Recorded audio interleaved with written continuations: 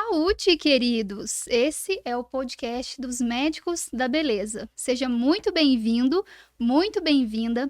Aqui nós falamos sobre protagonismo médico, empreendedorismo na saúde, segurança jurídica e tudo mais que envolve esse universo de medicina, cuidado e beleza. E hoje eu tenho a honra, a grande honra, de estar aqui com uma grande profissional que eu admiro muito, há bastante tempo, inclusive, e eu vou explicar por quê.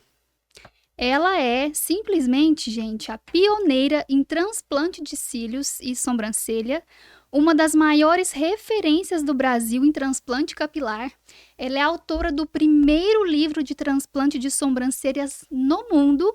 É também a autora do primeiro livro da técnica Full de transplante capilar aqui do Brasil. E é também fundadora da pós-graduação Hair Academy, que é uma pós-graduação, inclusive, reconhecida pelo MEC. Ela também é palestrante aqui no Brasil e internacionalmente reconhecida também. É membro da International Society of Hair Restoration Surgery, da Associação Capilar e da Associação Brasileira de Cirurgia de Restauração Capilar e também da Sociedade Brasileira de Dermatologia, além de outras tantas qualificações. E junto com seu marido, Dr. Vinícius Carlesso, ela está à frente do Instituto Carlesso, um hospital de mais de 2.000 metros quadrados que tem unidade aqui em Uberlândia e também em Uberaba. Comigo, seja muito bem-vinda, doutora Thalita Carlesso. Muito obrigada, Érica. Eu fiquei tão feliz com o convite e a honra é minha estar podendo falar com você, que é uma profissional também muito competente, e para agregar na vida dos colegas médicos que querem fazer um trabalho de excelência, sempre pautado na ética. Exatamente, eu também te agradeço muito por ter aceitado o nosso convite. E lembrando que esse podcast é para comemorarmos o Dia do Médico nesse mês de outubro. Então, nós estaremos com vários profissionais e hoje inaugurando aqui com a doutora Thalita. E eu quero começar falando um pouco da sua história. Como é que começou a sua história com relação à tricologia? Como é que você trilhou esse caminho até aqui para se tornar hoje uma das grandes referências no Brasil em transplante capilar? Passa um filme na cabeça, né, Érica? Bom, assim que eu formei em medicina, eu sempre foquei muito, desde o último ano, a passar numa boa residência. É um momento de muita decisão e cada um tem sua realidade, quem é médico sabe. Alguns querem focar e também por questões de necessidade, muitos já formam e têm família para sustentar, cada um tem sua realidade. Eu quero dar meu primeiro plantão, eu vou te falar que eu nem peguei meu CRM. Eu estava bem focada em passar na residência e com isso, graças a Deus, dermatologia era mais concorrida na minha época. Acredito que hoje mantém como uma das mais concorridas. E eu passei em alguns serviços e escolhi São José do Rio Preto, a estadual. Passei lá em primeiro lugar. Foi assim, a maior nota Bacana. do processo. Fiquei muito feliz. Isso foi que ano? E, nossa, 2012, 2012, Aham. 2012. E me mudei para São José do Rio Preto, porque eu nasci e me formei em São Luís do Maranhão. Meus Uau, pais não são sabia. goianos, foram para o Maranhão, enfim, foram empreender com meu avô, Aham. não são da área médica, eu fui a primeira médica da família, e me mudei para Rio Preto, lá inclusive que eu conheci meu esposo dentro do hospital, na residência, e passando esses 3 anos da residência de dermatologia, e na época era muito amplo, o primeiro ano é clínica médica, Sim. então foi muito desafiador para mim. Eu não vi nada de pele, aí dei os plantões da residência. Quem é residente sabe como é. Uhum. E na dermato, minha residência era muito boa. Meu chefe, assim, eu tava falando com ele ontem, inclusive ele me fez um convite para mais uma palestra no Brasileiro de Cirurgia Dermatológica do ano que vem. E meu chefe, ele sempre foi muito fora da caixa, sabe? Doutor Carlos, lá de Rio Que Preto. bacana que vocês mantiveram essa boa relação, né? Muito. Imagina como que é, assim, ele era seu chefe e hoje ele me chama de amiga. Ele escreveu um Aham. capítulo do meu livro. Eu acho que tudo Bacana. que a gente faz, a gente tem que se preocupar muito com como você vai se portar, as relações que você vai fazer.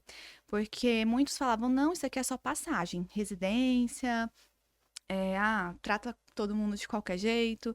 Eu não sou assim, então eu sempre Uhum. quis fazer laços fortes e nunca imaginava, né, todo o desenrolar da história depois, mas fico muito feliz. E uma das questões na residência, porque a dermatologia ela é muito ampla. Vou te falar que no começo eu queria muito focar na parte de doença. Eu até passei, porque você tem que fazer uma prova específica para atender só hanseníase. Hanseníase. Eu tenho o título de hansenóloga, eu nem cheguei depois a pegar, enfim, mas fiz a prova e passei. No final, uma que seria as nossas chefes de cabelo, da parte capilar, ela teve um problema de saúde, se afastou e a gente ficou com essa área um pouco, digamos assim, não tão completa na parte da residência.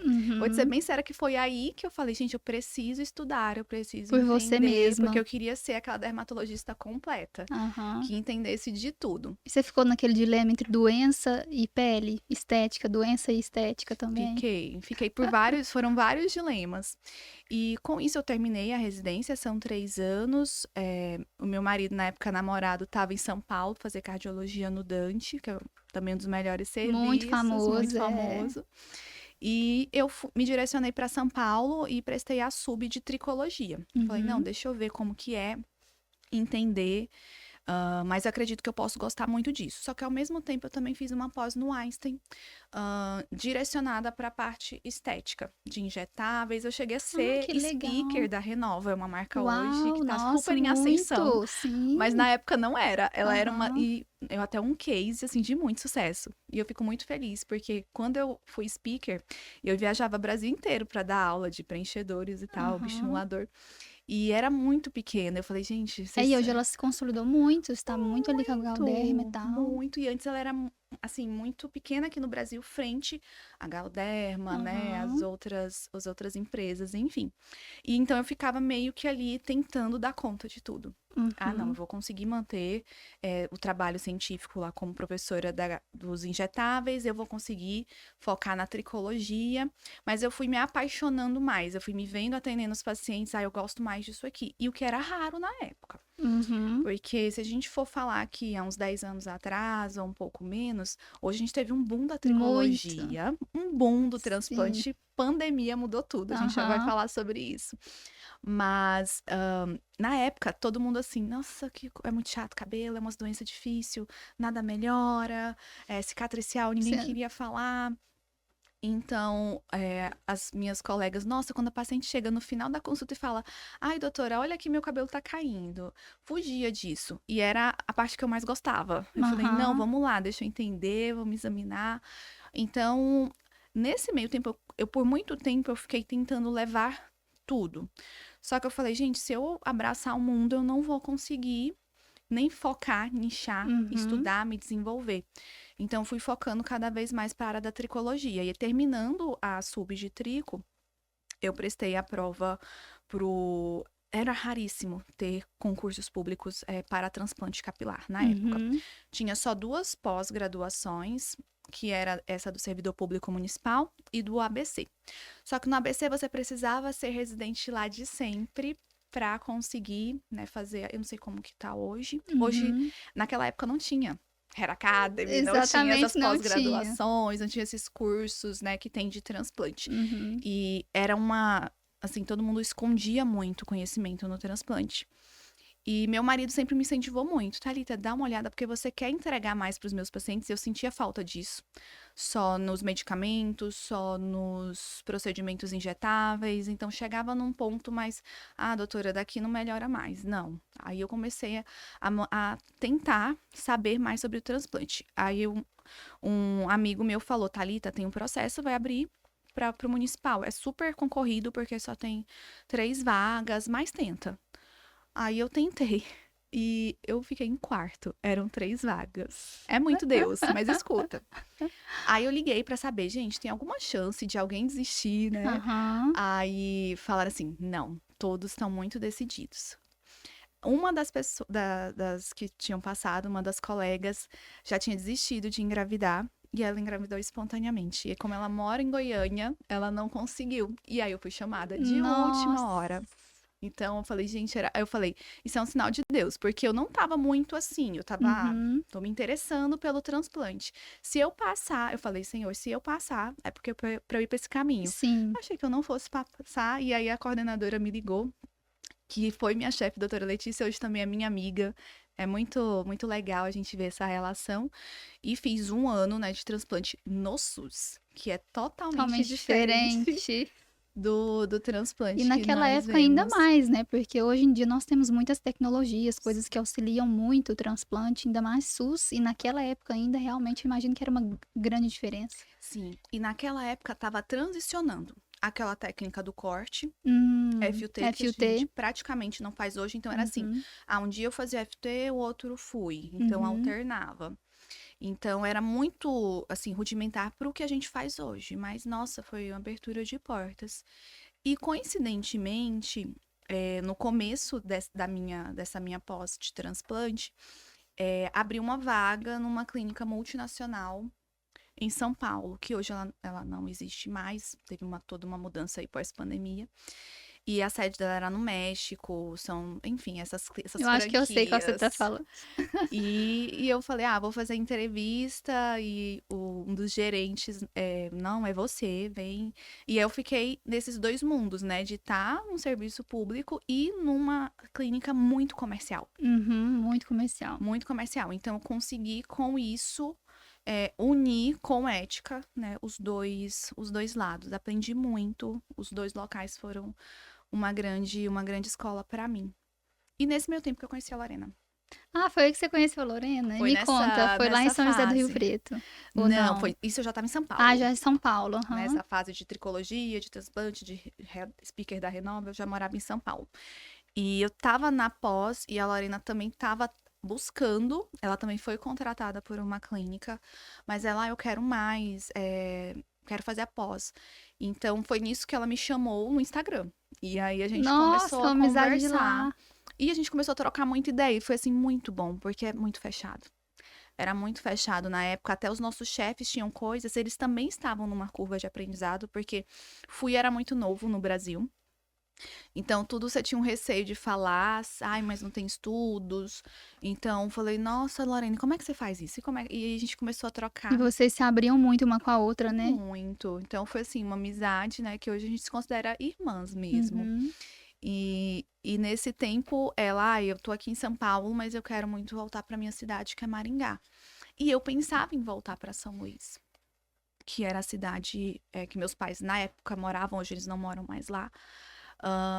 E a gente trabalhando muito, aquela correria de São Paulo. E aí meu marido teve uma proposta para vir aqui para Uberlândia. Ele Ah, passou no então muito. EBSER, num Entendi. concurso.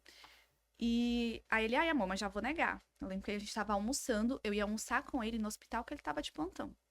Pra eu vê-lo, eu ia no hospital e a gente almoçava do refeitório, porque era aquela correria.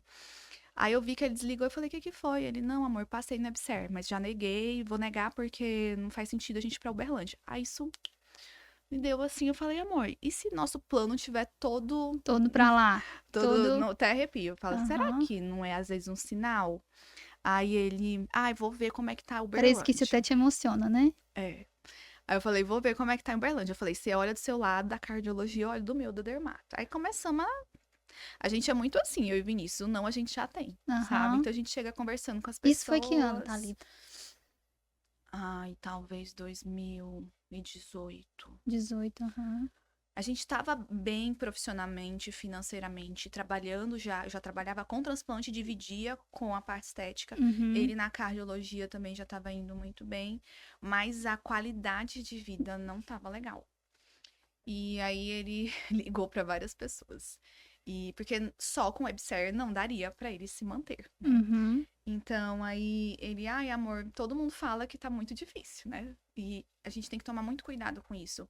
Eu nunca fui incentivada, raríssima a pessoa que fala assim, vem pra cá, você vai se diferenciar, você vai montar seu espaço. Não, eu lembro que eu fui Ah, falar.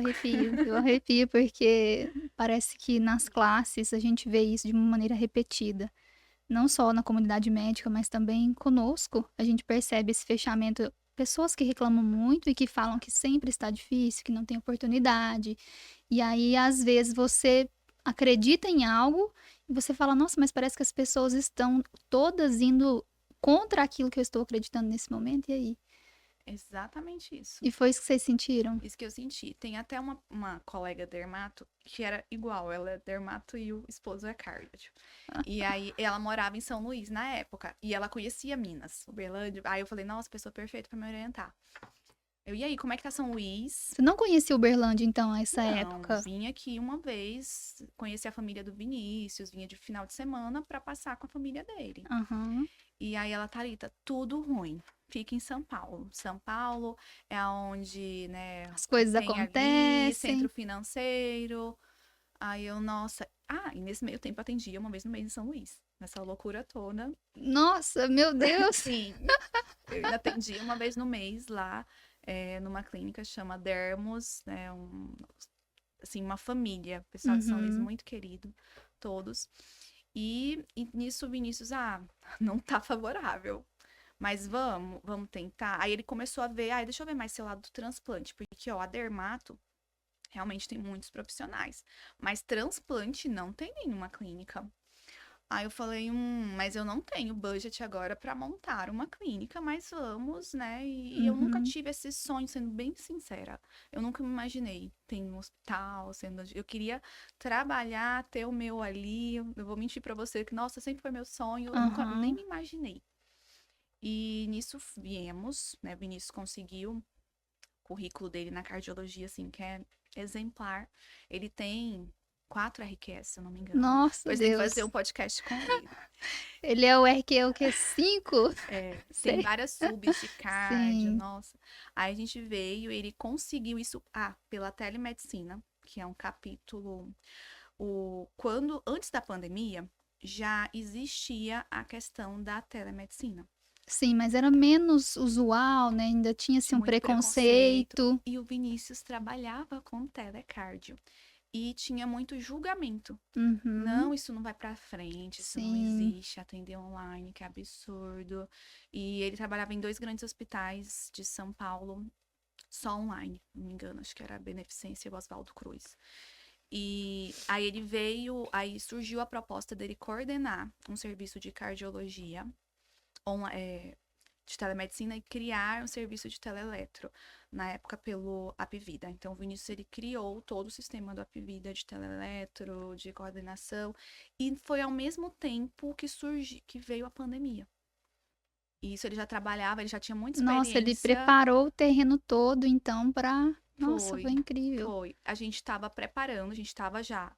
Nessa época, na pandemia em si, nós já estávamos com apartamento aqui em Uberlândia, a gente já tinha mudado. Só que eu estava de segunda a quarta, eu fiquei 1 ano fazendo isso, até vir a pandemia. Segunda a quarta eu trabalhava em São Paulo e de quarta a domingo eu morava em Uberlândia. Nossa, meu Deus. Virei a Quanto melhores tempo amiga foi da. isso? Hoje eu sou diamante na Black Natan só dessa época que eu viajava toda semana. E então, o Vinícius aqui, porque a questão online propiciou ele a mudar. Então, isso nos Entendi. ajudou muito. E nisso ele conseguiu também, a questão, ele coordenou outros hospitais aqui da região e ele foi se apaixonando pela gestão, né? Que foi algo que nos ajudou muito, nos ajuda muito hoje. Bom, então eu estava nessa vida de São Paulo, Uberlândia, abri uma sala de atendimento consultório numa clínica de uma amiga muito querida, Ana Paula, que eu tenho assim imensa gratidão. Meu consultório era do tamanho dessa mesa, praticamente. Mas eu falei, eu vou começar, vai ser ótimo. E nesse meio tempo, essa história é muito boa. Eu soube, uma amiga minha falou, né? Thalita vai abrir uma clínica de transplante aqui em Uberlândia. Eu falei, meu Deus, é minha oportunidade. Aí, o dono não mora aqui, mora em outro país, e abriu a clínica e ia contratar médico. Aham. Aí eu, pelo amor de Deus, aí conseguiu, não, eu já tenho, consegui o Uhum. contato, falei, fiz entrevista, fiz ligação, implorei, eu falei, não precisa nem me falar quanto que eu vou ganhar, só quero começar, só quero estar na área. Não, você é muito. Enfim, não gostou, me achou muito que era uma pessoa do zero, uma pessoa que não tem experiência, Que na cabeça dele talvez teria alguns vícios. E ele queria preparar vícios, da forma como ele achava que seria o correto. pode. Ou não sei se na época ele me achou um pouco empreendedora, mas eu não era. Ah, tá. Nossa, nem. nem se compara. E não deu certo. Eu lembro que eu fiquei assim, arrasada. Eu falei, gente, era a minha oportunidade e tal. Vamos segurar essa informação na caixa, porque 2 anos depois tudo mudou, né? Eu acho incrível E as reviravoltas que o mundo dá. é Os nãos que a impressionante. vida dá pra gente pra depois tornar tudo melhor, né? Aí eu comecei mesmo a consultar, e nisso eu atendia tudo. Eu fazia preenchimento, fazia laser e consultava tricologia e para transplante. Eu operava no hospital aqui em Uberlândia. Só que aquele hospital que tem tudo, né? Não era a experiência que eu queria para o meu paciente. Sim. Mas sempre muito, muito dedicada, em resolver o problema do paciente, em trazer ali um resultado de excelência. E 2 anos depois, a minha secretária na época, doutora, o fulano, dono da clínica tal, tá na recepção e diz que não sai daqui enquanto você não falar com ele. Aí eu deixei eu terminar meus pacientes Isso na do clínica dia. da sua amiga Ana Paula, da Exato, época. meu Aham. consultorinho. E era uma época que eu e meu esposo, a gente já tinha visto um local pra gente mudar. Ia ser a princípio alugado, porque na época era tudo muito, né? A gente tava bem apertado financeiramente. E a gente acabou caindo num golpe. A gente nunca falou isso pra ninguém, é a primeira vez que eu falo isso em Nossa. público. A gente alugou um imóvel aqui Aqui em em Uberlândia, Uberlândia? próximo da Getúlio Vargas, lá no centro. Não posso falar mais, e tá em processo, tá? Está Aham. correndo. E a gente chegou a fazer reformas, a gente gastou, vou te falar, quase R$ 500.000 nesse imóvel. Todas as nossas economias.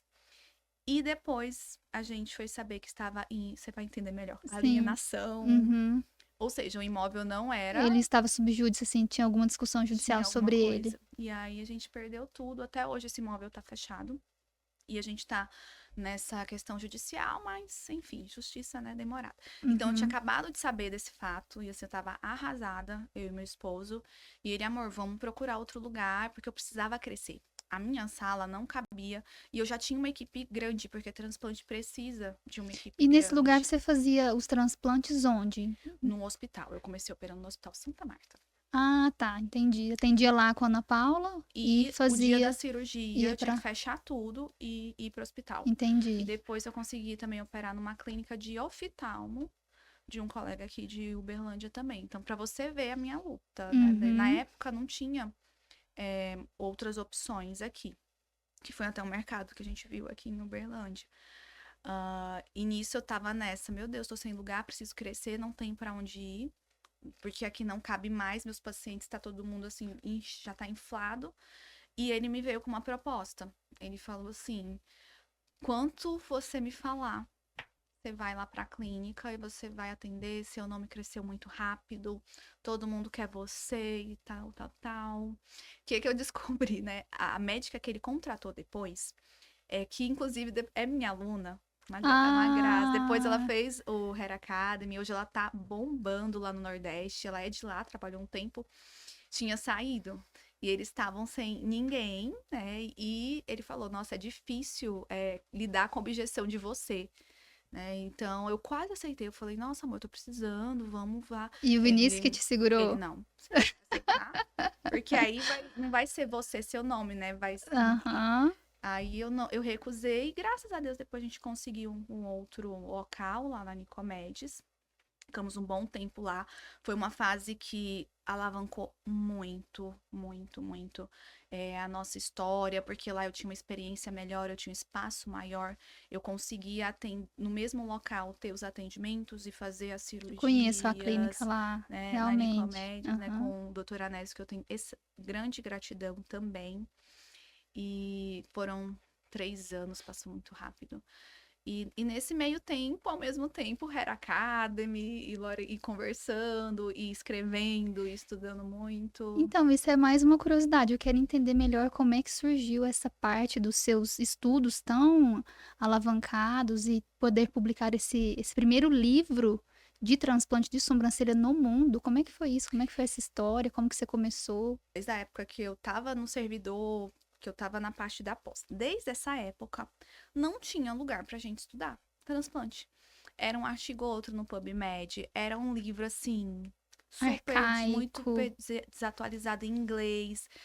Pra época era o que tinha, tudo bem. E eu senti essa necessidade. Eu falo, gente do céu, falava para minha preceptora, escreva um livro, gente, precisa. E eu sempre com essa ideia, não tem por onde estudar, ninguém quer compartilhar, ninguém quer escrever.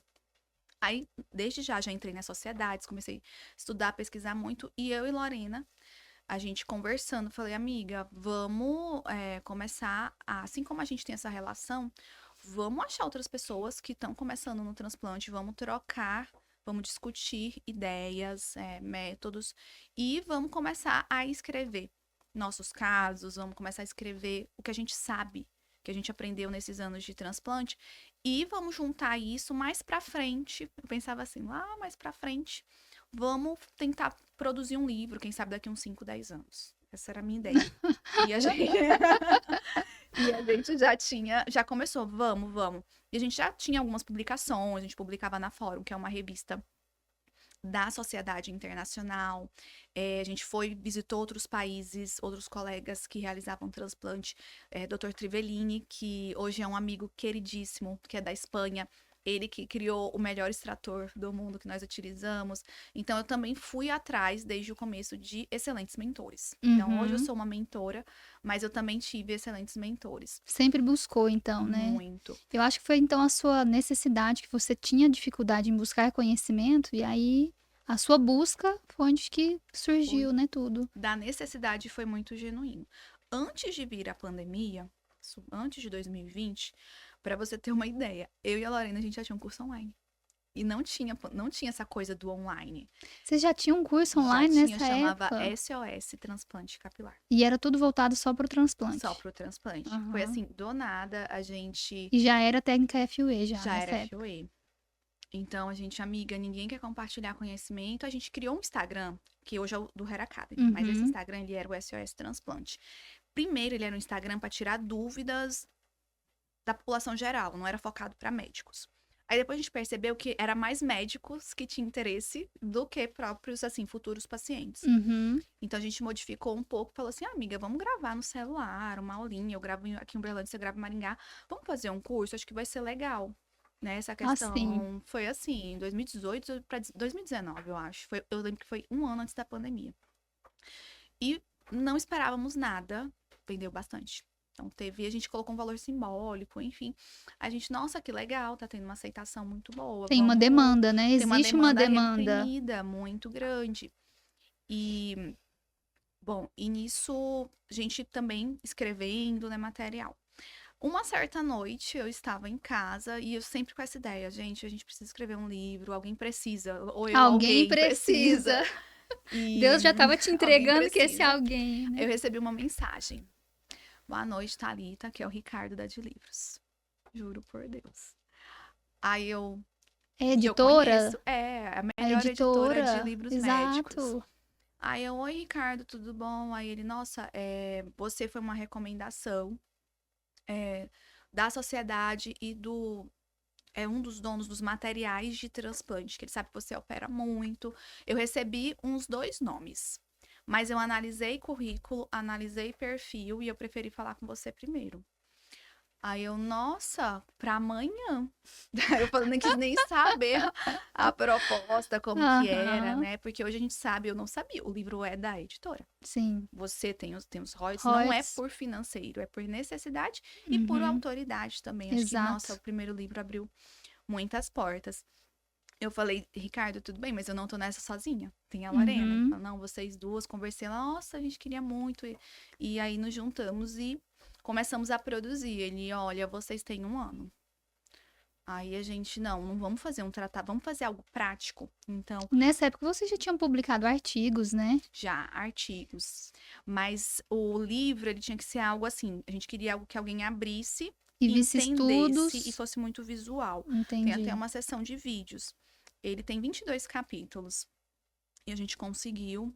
Esse primeiro livro, como era tudo muito fechado e a gente não era tão conhecida como hoje, a gente meio que desbravou quase todos os capítulos sozinhas. Então, os outros, a gente conseguiu já convidar mais colegas. Eu sei, até o pessoal do Fuecast também está no segundo, né? No terceiro, regenerativo. Regenerativo é incrível, porque a gente conseguiu Porque escrever juntos e ter pessoas também para contribuir, isso é muito legal. Uhum. E aí lançamos, a gente, nossa, vamos ver. E muito elogio, a gente nem esperava, foi muito legal. A gente teve que fazer 2 lançamentos, teve três, na verdade, foram 2 em São Que Paulo, um no Rio. bacana. Então foi um divisor de águas realmente nas nossas carreiras, a produção do primeiro livro. E como o livro anterior do Brasil não tinha um livro específico de FUI, eram livros de também técnica do corte, por isso a gente fala que foi realmente o primeiro livro de transplante por técnica FUI do Brasil. Graças a Deus, depois vieram outros, que ótimo, porque Sim. aí a gente vê novas visões, né? Excelentes colegas lançaram também livros excelentes, e olha que coisa bacana, porque aí o conhecimento ele foi mais Disseminada. disseminado. E 6 meses que a gente tava tinha lançado o de transplante capilar. Aí vem a história do transplante de sobrancelhas, que também É esse que eu quero saber, é uma que é história longa. esse que eu quero saber muito. Desde o primeiro transplante de sobrancelhas que eu vi na minha vida foi há uns 8 anos ou mais atrás. Eu falo que ele é um bebê. Foi lá no México. Uhum. Então, a clínica que eu trabalhava, ela é mexicana. Então, eu vi Até então você não tinha visto aqui no Brasil. Não tinha. Na minha residência, não tinha ninguém. Eu nunca... Hoje deve ter feito, Sim. mas na minha época não. E eu achei incrível. E eu falei, gente... E eu lembro que todo mundo que eu perguntava, que eu falava, não tinha aula de transplante de sobrancelhas no congresso. Não tinha nada. E eu falo, gente, isso aqui é o futuro. Porque essa mulherada toda de micro... Exatamente. E aí eu comecei a ler umas coisas antigas, uns artigos antigos. E aí tinha assim, eu até lembro. Transplante de sobrancelhas não deve ser usado para fins estéticos. Somente para casos reparadores. Olha... Como assim, a mudança, gente? o pensamento que era... Isso não é muito longe, isso deve ter uns 10 anos. E era uma coisa que todo mundo fugia, não queria falar. E tem um grande nome de transplante de sobrancelhas, que é o René. Ele é da Colômbia, também ele é um dos pioneiros. E ele, inclusive, fez o prefácio do nosso livro, Que fez bacana. capítulos também. Mas antes de conhecê-lo, eu já tinha muito isso na mente, que vai mudar esse mercado, a micro Esse cenário vai ficar vai ficar diferente. diferente. E eu tinha essa experiência lá do México e aqui em Uberlândia. Inclusive, o primeiro transplante de sobrancelhas que eu fiz aqui em Uberlândia foi de um cabelo crespo. Foi um caso super Nossa, muito desafiador. desafiador. Mas ficou tão bom, a paciente ficou tão feliz. E ela tinha micro. Na época não tinha essa questão muito de despigmentação, né? Eu lembro que Hoje você falou da sua também. eu quero fazer, tô me Tá programando. fazendo a despigmentação, né? Despigmentei. E eu, gente, isso vai ser assim, isso vai virar um boom, isso vai explodir. E eu ficava com isso na cabeça. E essa primeira paciente que você operou aqui, ela foi para uma situação reparadora ou foi Não, realmente algo estético? estético. E eu falei, gente, não é bem assim. Eu acho que se pode trazer um resultado e as pacientes saberem que é algo novo, e eu sou muito sincera, olha, eu publiquei o primeiro livro do mundo de transplante de sobrancelhas, mas é algo muito novo. É um transplante que teve um boom dos últimos 2 anos pra cá, porque as famosas começaram a fazer, começaram a divulgar. Muitas micropigmentadoras agora querem ter clínicas de transplante de sobrancelhas, Sim. então é uma questão assim muito discutível, Delicada. muito delicada. Tem aquela questão da fibra também, que já é outra polêmica, já é outra né? polêmica. Mas na época do livro, que o livro estava sendo produzido, quando a gente lançou, já começou a ter um boomzinho. E então, o Ricardo da Adlibras, ele gostou muito de trabalhar com a gente. Ele falou assim, gente, vocês não têm ideia, para eu conseguir, porque médico sabe como é que é, né? Rotina, às vezes é enrolado. Tem livro que eu tô querendo que tá com prazo de 1 ano, demoram 4 para me entregar. Vocês entregaram antes do combinado. Então, assim, que a gente é missão dada, missão cumprida. Aí ele, vamos para mais uma. O que vocês acham que... Aí foi ideia da Lorena. Então, a Lorena falou assim, nossa, a Thalita fala muito do transplante de sobrancelhas, e a gente já estava fazendo, já tinha criado um método nosso. A gente já tinha sentado, vamos fazer com fio longo. Então, surgiu o fio longo, na verdade, o fio longo que foi um dos fatores que deu esse boom. Que mais trouxe essa visibilidade, né? Do transplante de sobrancelhas. Porque essas que eu fiz, no começo, era raspado. Mas mesmo assim, tinha um resultado interessante. Mas com o fio longo, ele proporcionou que a gente visse melhor o direcionamento dos fios, a paciente já vê o pós. Interessante. Então, fica muito, muito mais interessante, né? Então a Lorena, não, vamos falar sobre. Aí eu falei, gente, vamos, realmente não tem. Tem um capítulo de transplante de sobrancelhas no nosso de transplante, mas não tinha essa Algo tão atualização específico, né? toda. E vamos juntar colegas, então reunimos ali o Renê, foi difícil achar. Hoje, todo mundo é especialista em transplante de Exatamente. sobrancelhas, mas que bom, né, que a gente consegue renovar a autoestima das pacientes. Mas e o de cílios? Porque a primeira vez que eu ouvi falar do transplante de cílios foi com você.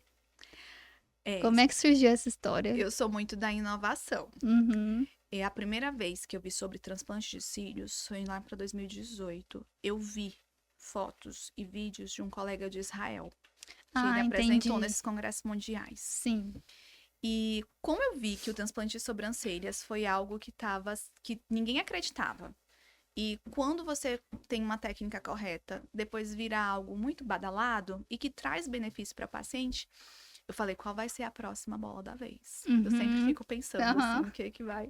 Aí eu lembrei do transplante de cílios do Alex, só que ele fazia, assim, tecnicamente, eu achava arriscado, porque ele não usava o implanter, que é uma canetinha que a gente usa. Ele criou uma agulha, ele é fantástico. Eu vou estar com ele na mesa de discussão também de transplante halogênico. Agora, na Alemanha? Mês que vem na Alemanha. E ele nem sabe que ele foi minha inspiração pro transplante de cílios. Que legal! E eu nunca tinha visto, eu achei... E ele tirou da axila, tá? Da axila pros cílios. Eu falei, gente, isso é fantástico, mas ficou. E ele substitui o implanter por uma agulha própria. Na época é uma agulha mais curva, né? Assim. Então ele colocava, atravessava, era mais até complexo o jeito que ele fazia. E aí eu falei, gente, tem que começar a fazer transplante de cílios. E foi um teste. Até hoje eu falo que é experimental, tem 2 anos. Então falei, gente, olha, falei pra minha equipe. Quem quer ser paciente, porque eu não posso. E já vou te falar uma outra cirurgia que a gente vai fazer mês que vem, que é algo inédito também. E a mesma colaboradora, ela topa tudo. Falei, quem quer ser paciente de transplante de cílios? Nunca fiz, vai ser a primeira vez. Eu quero, doutora, meu sonho, tarará. Vamos.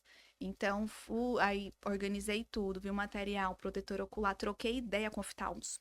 Sim. Então, vi um artigo lá, super antigo, que tinha publicado 4 artigos no mundo, assim, muito antigos. Muito. Aí estudei, liguei pros oftalmos que eu conheço, amigos, quais riscos. E fui estudando anatomia. Vambora, agora dá pra fazer, vamos fazer. E eu demorei pra divulgar. Depois que a primeira foi quando? Tem uns 2 anos. 2 anos. Então eu falei, gente, deixa eu ver complicação, né? Primeira semana, tá enxergando, tá tudo bem. foi bem tranquilo. E aí eu já fui divulgando timidamente mais para as minhas pacientes em consultório. Sim. Depois que realmente eu já tive meus cases de sucesso e graças a Deus até hoje nenhuma complicação. Porém, só não tem complicações quem não opera, né? Mas exatamente. Espero que leves, né? A gente faz de tudo para que não aconteça. Aí sim eu comecei a divulgar, aí saíram várias matérias, né? Mas eu ainda falo para as pacientes, olha, é experimental. Tudo bem para você? Ela, não, doutora, tranquilo, vamos fazer. São muitas pacientes que já vão fazer outro procedimento. E eu gosto muito dessa combinação de fazer o transplante capilar, as sobrancelhas e os cílios no mesmo tempo cirúrgico. Eu até quero algo que já vou começar a escrever para publicar, que tô pensando no nome, transplante triplo combinado, feminino, que é algo também bem inovador. Exatamente, muito mesmo. E aí essa parte dos cílios hoje tem já uma procura grande? Você sente que as mulheres estão buscando isso mesmo? Ainda é um pouco menor que a de sobrancelhas, mas tem. Por exemplo, eu atendo muito online. Então, já atendi pacientes da Bélgica, né, da África, por exemplo. São Paulo vem muito paciente operar comigo. Ai, que maravilha. Então, por conta dos cílios. Não é tanto, são uma quantidade menor, mas eu sinto que tem aumentado. E eu até quero ir devagar também. Né? Então, pra ter esse cuidado, né? Ter esse cuidado com as pacientes. Eu reparei também que você faz as operações das alopécias cicatriciais. E hoje também trabalho com os contratos que são mais específicos para esse caso e tudo mais. Eu percebo que não são todos os cirurgiões capilares que operam. Tem uma certa distinção com relação a isso. Tem profissionais que operam, tem outros que não, que tratam, enfim. E eu vejo que você opera, inclusive ontem, né, teve cirurgias a E respeito. anteontem, E foram duas anteontem. cirúrgicas. Então eu quero saber mais a respeito de como é que você aborda esses casos, como que é, explica para esse público como é que você trata nesses casos, esses pacientes. Certo, só para a gente entender, me despertou muito, eu sempre fui muito ficcionada com a alopecia frontal fibrosante, desde a época da minha pós lá no Servidor Público Municipal em São Paulo. A primeira aula que a minha preceptora pediu para eu dar era essa. Thalita, Uhum, eu quero uma aula de transplante em alopécias cicatriciais. Eu falo, nossa, mas não deve ter nada, né? E a gente fazia no servidor, porque é SUS. Então, são uhum. pacientes, assim, com uma dor muito grande Pois é, já tinha isso pelo... lá agora, e agora realmente as pessoas estão buscando de fato, né? Tá E, mais. e é uma alopecia muito misteriosa. Você não consegue, a gente não sabe diretamente as causas. Ela afeta mulheres e mulheres que se cuidam, mulheres vaidosas, e afeta muito a autoestima. Eu me coloco no lugar delas, né? Eu Uhum, ia realmente sofrer muito com essa patologia. Então, isso eu me coloco sempre no lugar do paciente, já me despertou muito interesse de estudá-la. E realmente, antes do transplante, eu tratava muito só a frontal. E é muito decepcionante você falar para uma paciente, ela imagina que ela tá com 3 centímetros a mais de testa, ela tá sem sobrancelhas, o tratamento é uma bomba, né? Graças uhum, a Deus é o que tem, graças a muitos estudos, mas assim, são medicações muito severas para ela fazer tudo isso e dizer é só para não cair mais, é só para não inflamar. uhum. Então, isso para mim, eu falei, gente, não é Tem que possível. ter Tem que algum ter jeito, algo. né? Então, tem um artigo, inclusive eu e a Lorena, a gente está juntando todos os nossos cases e fazendo até uma publicação maior do que a que já existe. A que existe são 51 pacientes na Espanha, do Sérgio Vano. É um grande colega clínico e cirúrgico, ele faz mais a parte clínica. Inclusive, ele escreveu um capítulo no nosso livro de transplante em cicatriciais. No estudo dele, 51 pacientes com frontal foram operadas. Só que nesse grupo tinha pacientes que tratavam direitinho, que não tratavam, enfim, bem diversas. Uhum, Aí, eu estudando esses estudos para dar aula lá atrás, na pós-graduação, que é o que eu vi. Pode ter uma perda de até 40% dos fios. Porém, 89% das pacientes fariam de novo, porque mudou a vida delas. Eu falei, uhum. gente, Então, o benefício que teve para essas pacientes foi muito maior do que. exato. E a minha palestra, eu já dei essa palestra no Marrocos e nos Estados Unidos. Eu comecei assim, quem faz transplante em alopécias cicatriciais? Eu vou te falar que menos de um quarto levantou a mão. E já terminei lá no Marrocos, eu terminei a palestra. E eu termino até falando de um caso muito específico de uma paciente minha que ela fez. Ficou excelente, ela ficou muito feliz. Ela perdeu uns 30% porque ela teve uma perda familiar muito importante. Isso contribui, obviamente, né? E eu termino a palestra eu abraçada com ela, ela me permitiu. E ela falando assim, doutora, mudou minha vida, faria novamente. Mas mesmo assim, eu terminei a palestra, né? E um colega levantou a mão. Nossa, parabéns, excelente, parabéns pelo entusiasmo, mas eu não concordo, não tem que fazer. Ontem, né? Transplante. Aí eu falei, se eu tivesse frontal Era do sexo fibrosante, masculino? sim. Aí eu Ah, falei, não. Mas é muito individual. uhum, As minhas pacientes são muito esclarecidas. Então, eu até faço um. Eu até coloco mais na mesa o lado negativo. Então, eu uhum. falo assim: olha, você tem frontal fibrosante, tá estável? Porque se ela não tá estável, eu nem falo de transplante. A gente Sim, foca no tratamento. tratamento. Tá estável, eu mostro minhas aulas, eu mostro o artigo do Vano para a paciente. Eu falo: olha, tem chance de cair tantos por cento. Você quer? Você tem que tratar, você tem que manter. Quero, doutora. Isso é pra mim. Então, é desse jeito a conversa. Então, Uhum, é muito. Eu acho que o transplante das cicatriciais é o transplante. É muito estético, mas você tá ali muito próximo da medicina. sim. Porque é igual os cirurgiões que não são da área estética. Olha, a gente vai fazer, vai tentar o máximo. Pode ser que não deu certo. Aham, Então, você falar isso para um paciente de transplante é algo muito difícil, mas tem que ser falado. Então, tem que ser. essa é minha abordagem com as pacientes. E eu não recomendo Uhum. quem tá começando a fazer. Então, isso eu falo bastante nas aulas também. Porque até as medicações que a gente usa no intraoperatório são diferentes. A gente foca muito no tratamento regenerativo. Hoje eu faço Nanofet, que é um tratamento de gordura, para ajudar. Então, é um transplante um pouco mais avançado, digamos Sim. assim. E nessa parte, quando você começou a falar sobre as alopécias cicatriciais, foi basicamente isso que te levou a ser convidada para tantos congressos internacionais? Deixa eu pensar, os primeiros convites. O primeiro convite que eu tive de palestra internacional foi em Punta Cana, foi do Roberto Trivellini, que eu considero ele um dos meus mentores, né? Uhum. Então, ele organiza congressos e ele viu todo o meu crescimento, né? A gente se tornou amigos. Então, como ele que é um dos organizadores, ele, Thalita, na época ele me chamou para falar de sobrancelha. É uma época que ninguém falava Ninguém de sobrancelha. falava. Engraçado, porque isso tem uns 5 anos. Ano passado, foi o mesmo congresso, só que ele criou agora um congresso de Fui Long Hair. Foi o primeiro congresso de fio longo, foi em fevereiro na Espanha. E aí ele, Thalita, por favor, vamos já, os temas que você quer falar. Aí ele, nossa, sobrancelha tem muito. Ele falou assim: tem muito colega agora querendo falar de sobrancelha. Eu falei: olha só, Trivellini, porque na Na época época ninguém ninguém queria. queria. E agora todo mundo quer. Aí, não, então você vem falar de cílios, porque é algo que ninguém faz. Então, essa questão do network também é muito Sim. importante. É de você valorizar, de você ser grato pelas oportunidades. Então, isso, claro, não é só estudo, não é só ciência.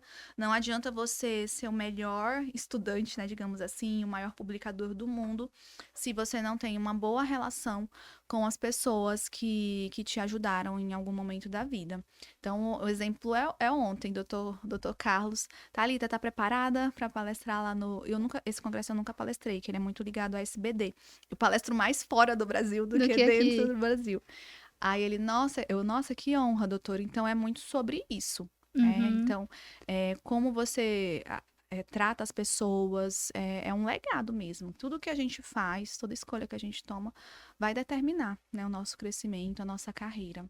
Eu percebo que isso o médico está se atentando agora, que obviamente é claro que faz parte uma questão pessoal, de como que ele é como pessoa, mas também dessa busca de tratar outras pessoas, de ter relacionamento com outras pessoas, de ir para as redes sociais também, de ter essa parte um pouco do empreendedorismo também na área da saúde, porque conta muito, né, os seus relacionamentos, explicar o que você faz, como que você faz, isso aí realmente diferencia bastante, na verdade. Muito. E o que eu acho interessante, que eu quero comentar aqui, é que você falando dessas coisas que são novas hoje, muito buscadas, que antes ninguém falava, as pessoas fugiam, eu quero falar da técnica no shave. O que que você acha? Qual que é a sua visão sobre? Se é a tendência, se vem para ficar de fato, se vai ser só isso? Como que você vê a técnica? Vem para ficar de fato. Inclusive, ontem eu atendi 2 grandes empresários da região e eles só vêm porque não vai raspar. Uhum, Porque eu não me imagino voltando para minha empresa, né, e com a cabeça raspada. Mas eu vou te falar que eu fui muito crítica uhum. quando surgiu. Você mesma. Eu mesma.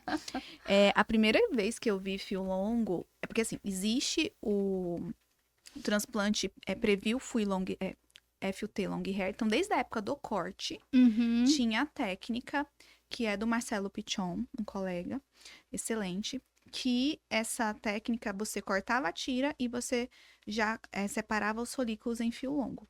Só que a técnica cortando. Então, isso uhum. foi a primeira experiência do fio longo. Só que dessa forma fica, você não consegue trabalhar outras regiões, enfim, todas as limitações da FUT. E a primeira vez que eu vi alguém fazendo Fui Long Hair foi o Trivellini, também.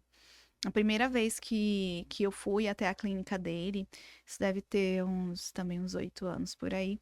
E ele mostrou, nossa, hoje tem um caso sem raspar. Aí eu, oi, como assim?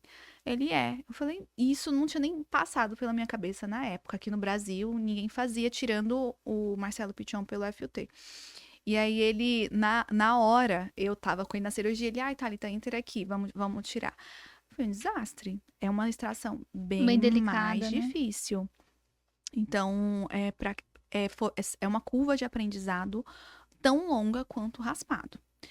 Bom, mas aí eu comecei a perceber e como a gente está muito nos congressos internacionais, as tendências. Antes quase não tinha palestras sobre fio longo, né, no shaving.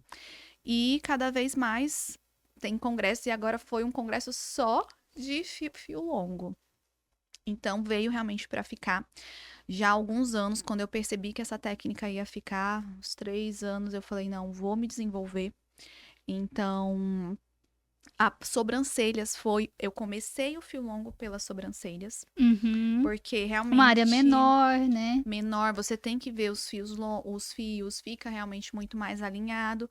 E com as sobrancelhas, realmente eu atingi a minha curva de aprendizado e hoje a gente tem uma velocidade muito boa, uma efetividade muito boa em técnica, porque é diferente, Érica, até bom a gente falar sobre isso. Porque uma coisa é no shave, é não raspar. Uhum. Você pode fazer a extração no nosso cabelo, sem raspar, mas vai ser com o punch, com a tecnologia, que vai cortar o fio quando a gente vai tirar. Tá tudo bem, não vai raspar sua cabeça, é uma técnica excelente também, mas você não vai ter o fio longo ali para você ver nas Uhum. sobrancelhas, por exemplo. Que ele corta previamente De ir para coleta, para Uhum. separação. Então, fio longo não, eu corto um pouco, eu não transplanto o fio totalmente longo. Só quem faz isso em mulher é a Koshamol, que é uma colega nossa lá da Tailândia. Ela faz muito transplante, ela só faz transplante feminino. E assim não tem perda com ele todo longo? O Ela que que ela divulga a respeito? ela mostra, por isso ela apresenta muito, né, nos congressos, os vídeos, e até o jeito que ela extrai é diferente. Ela extrai assim. Ela extrai sentada e o paciente, né, Ah, é totalmente entendi. diferente, né? A gente não já o paciente deitado, Uhum. mas lá existe essa demanda pelo rosto das orientais. Elas querem ter esse rosto mais fininho, né, Uhum. ocidentalizado. Então, é uma técnica muito utilizada lá. Mas o fio, depois de um tempo, ele vai cair também. Seja ele raspado Ou ou não? longo. Mas o pós-operatório é muito interessante. O paciente ele já fica animado. Mas tem muita controvérsia. Ainda muitos colegas debatendo, vale a pena, não vale a pena. Porque é uma cirurgia mais desgastante, mais longa. Eu opero até certo ponto. Uhum. Casos, gigaseção, casos muito Talvez grandes, 6, isso 7. não. Pelo tempo cirúrgico, realmente eu falo, se você fizer questão, aí vamos fazer em 2 cirurgias. Uhum. Porque é uma técnica realmente bem mais demorada. Mas tanto no shave, que eu faço em algumas situações, como o fio longo, veio para ficar, principalmente as mulheres. O transplante feminino tem crescido Muito, muito. né? E várias vezes escuto isso todo dia praticamente. Nossa, doutora, tem tempo que eu quero fazer transplante. Muito tempo.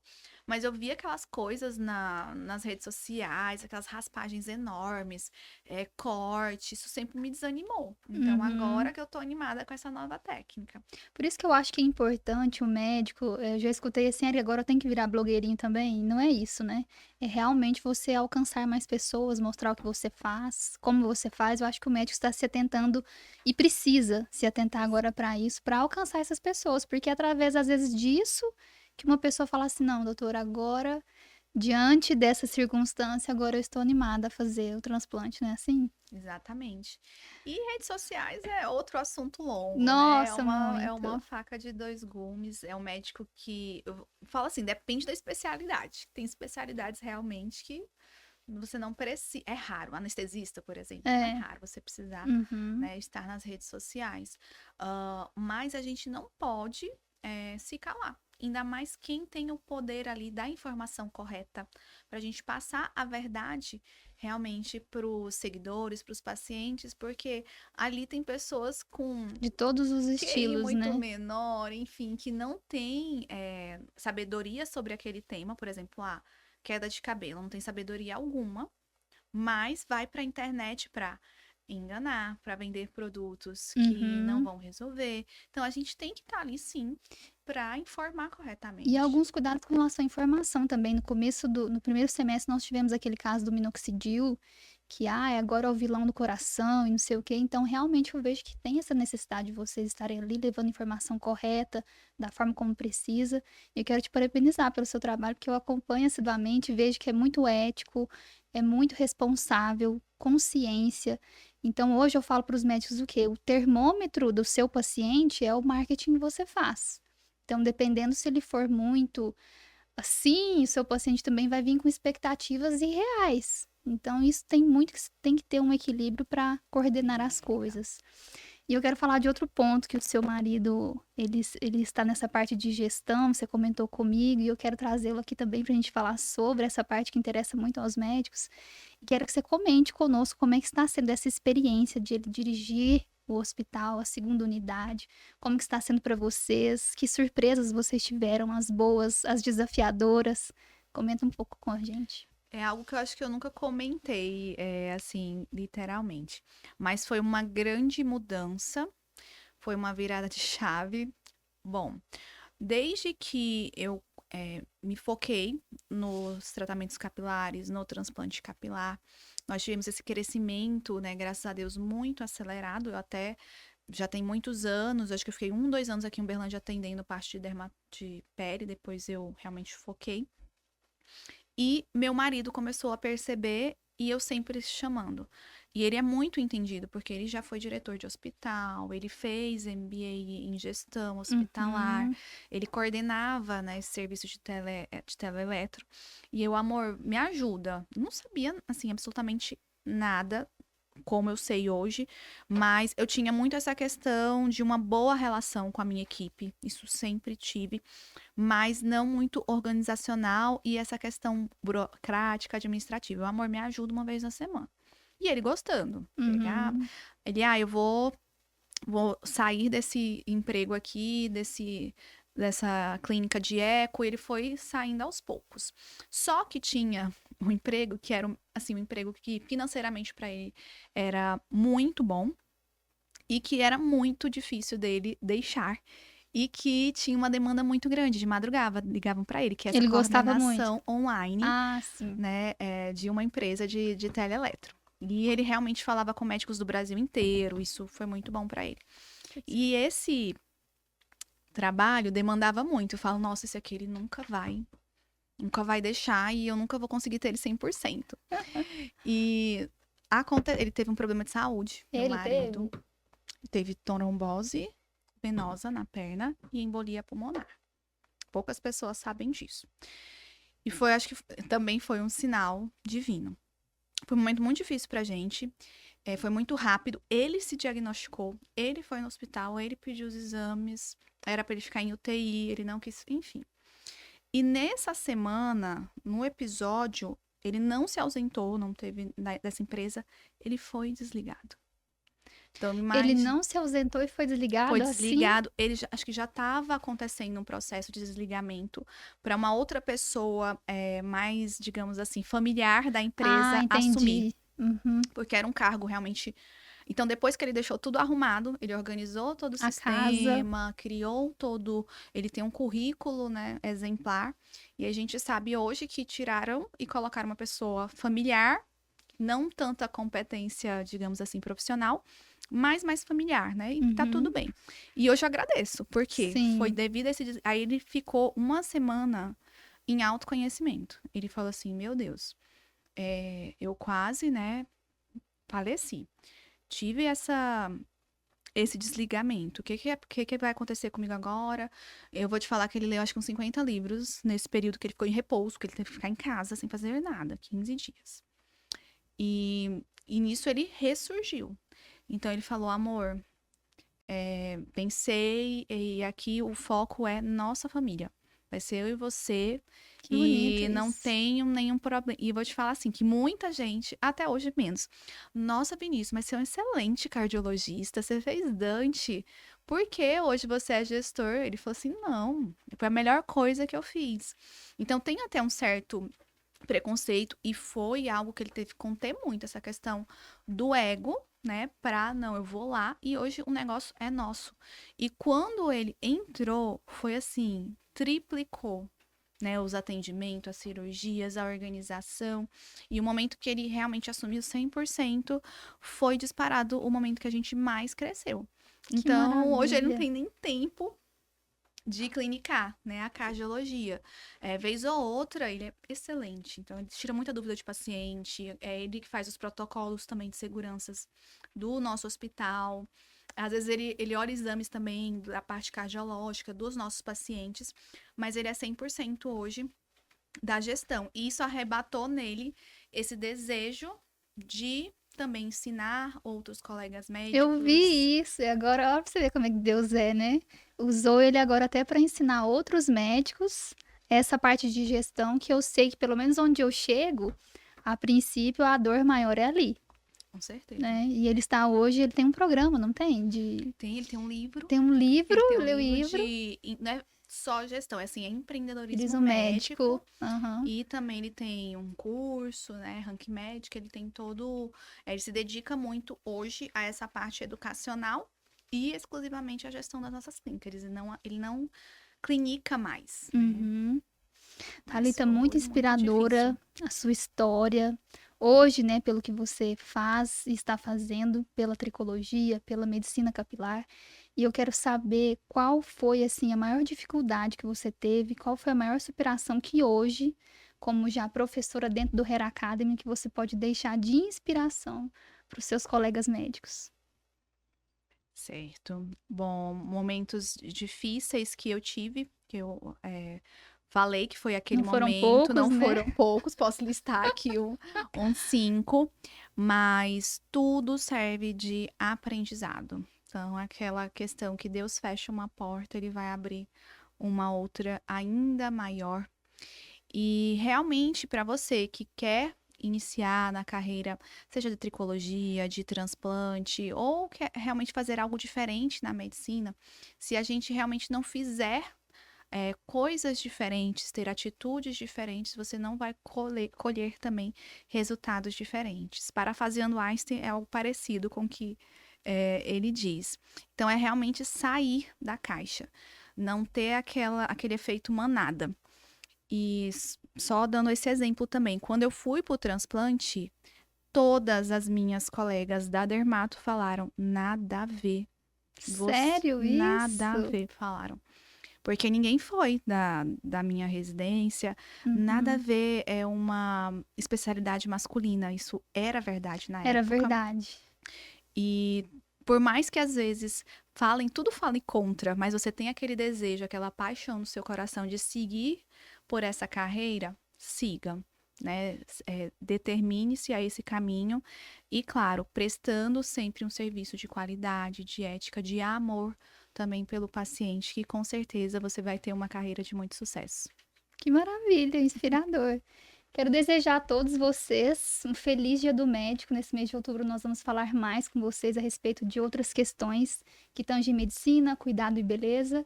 E foi um prazer te receber Prazer aqui. E enorme eu quero meu, fazer o Érica. brinde de saúde. Ah, é de água.